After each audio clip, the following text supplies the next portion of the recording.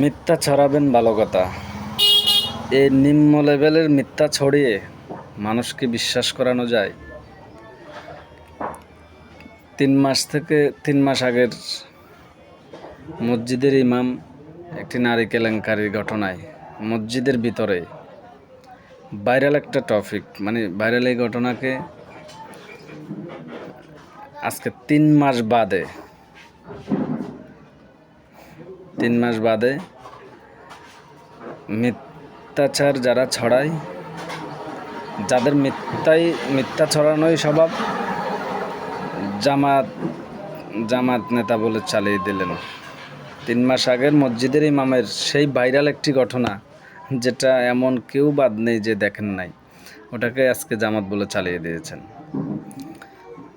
এলে আর একটা ঘটনা হচ্ছে, ঢাকা বিশ্ববিদ্যালয়ে ছাত্রলীগ নেতাকে ছাত্র শিবিরের নেতা নির্মম নির্যাতন করতেছেন। উলঙ্গ অবস্থায় সাউন্ড সিস্টেম বাজিয়ে নেচে তালে পিটাচ্ছেন। মানে কত নিম্ন লেভেলের মিথ্যাচার, এগুলো মানুষ খায়। আচ্ছা ভাই, আর একটু সুন্দর করে দেওয়া যায় না? জামাত শিবিরের নামে মিথ্যাচার করবেন তো করবেন, আর একটু ডকুমেন্টস প্রমাণ সহ আর একটু শক্তভাবে করা যায় না? এত নর্মাল করলে মানুষ খায় এগুলো।